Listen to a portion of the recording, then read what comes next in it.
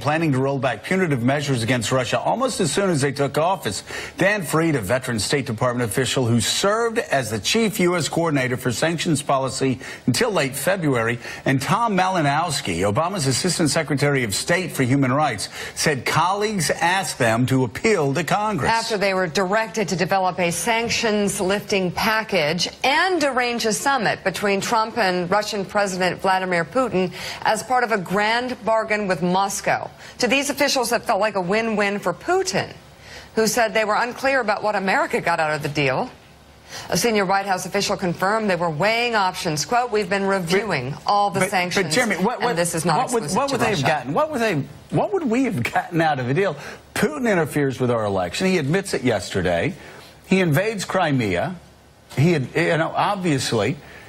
What do we get out of that deal? Like, why in the world would any administration try to move to unilaterally lift sanctions? We, America, get nothing out of the deal. The Trump team got some things out of the deal during the campaign. That's clear. That's what the deal was.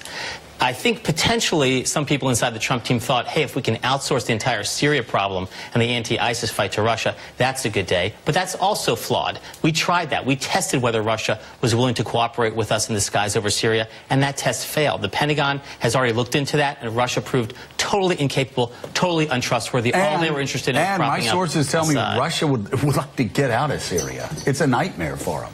Well, right now they want to keep their person Assad in power. They want to embolden Iran.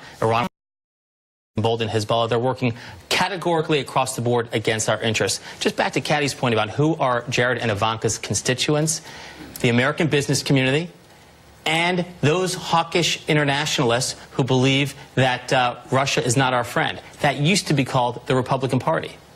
But there's some disconnect here. But my point was that Jared and Ivanka, you could say that they had a constituent that was kind of a moderate Republican, your zip code. But actually, by associating themselves with the Trump White House, they've lost a lot of their constituents. The image of the Trump presidency has now tarnished their reputations with some of those people. So by floating like this, I'm not sure that they have But on this done themselves issue, any though, favor. there's no doubt.